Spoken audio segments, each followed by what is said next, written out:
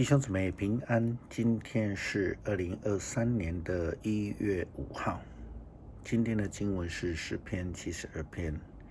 约书亚记第1章第1节到第9节，希伯来书第11章32节到12章的第2节。今天要跟大家分享的主题是只要信。摩西在西乃山看见了焚而不毁上帝的形象，他也领受了上帝的呼召。但是事实上，我们可以看到圣经的记载，摩西并没有很大的信心来带领以色列人出埃及。因此圣经的记载就有了上帝让他的手杖变为蛇，让他的手长麻风病又得医治等的神迹来出现在摩西的身上，这样要显现出上帝的权柄。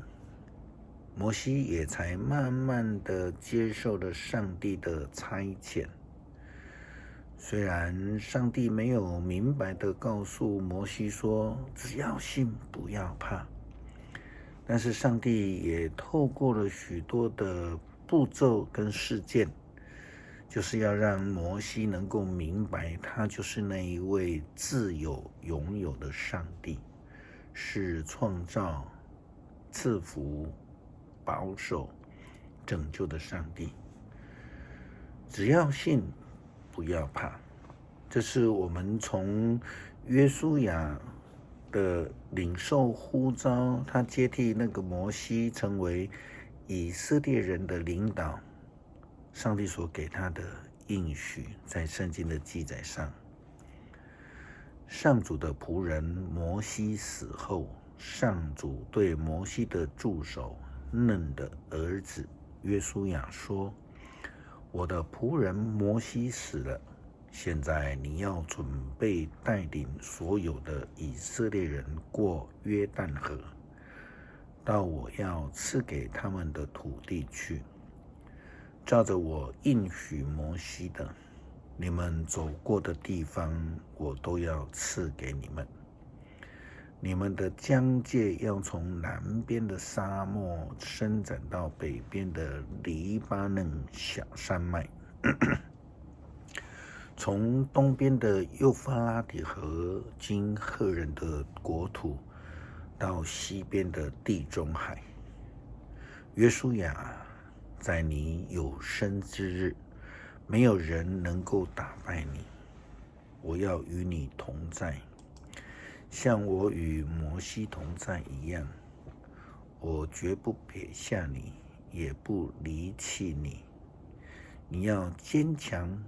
要勇敢，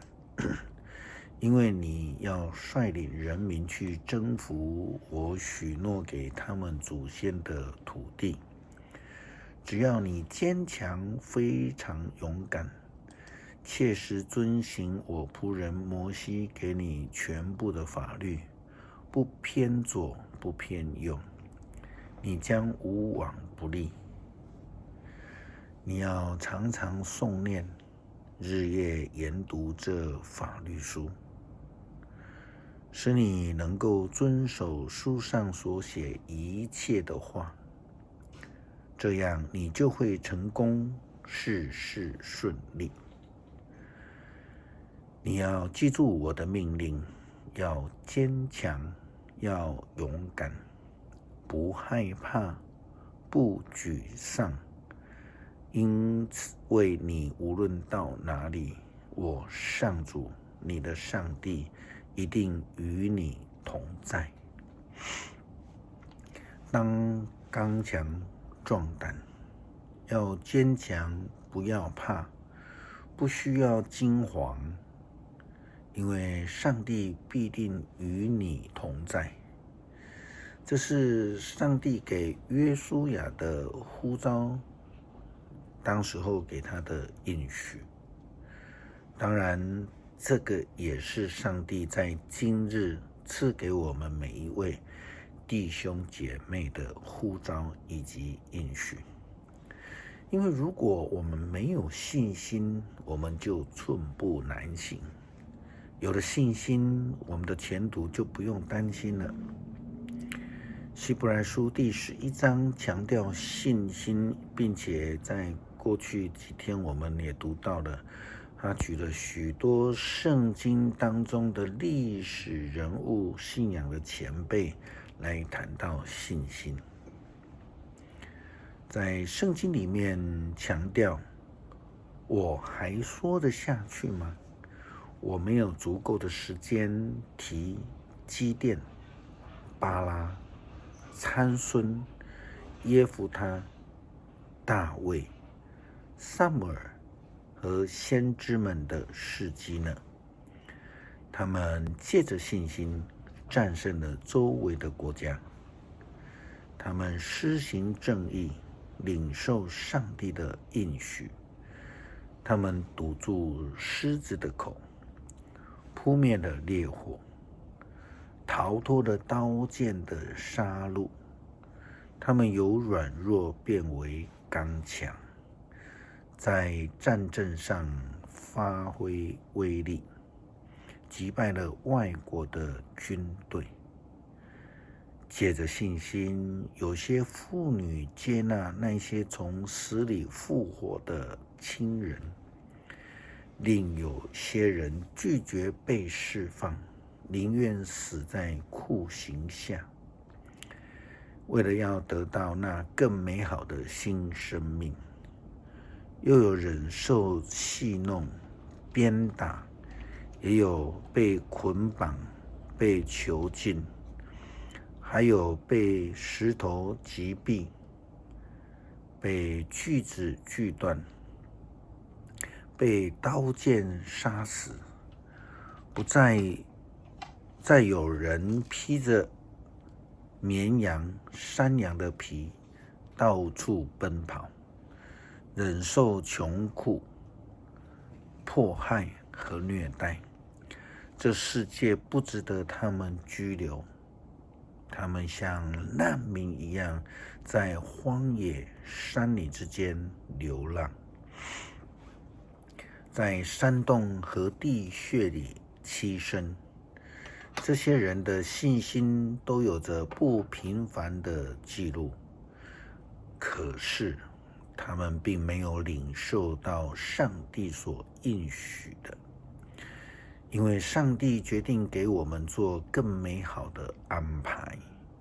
他的旨意是，他们必须跟我们一道才能达到完全。信心是让我们在面对未知的明天以及将来的困境的时候的帮助，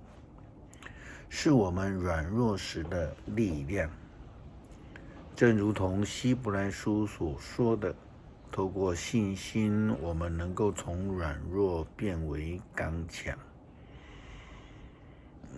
因着信心，我们能够战胜周围的困难，并且得到更美好的新生命。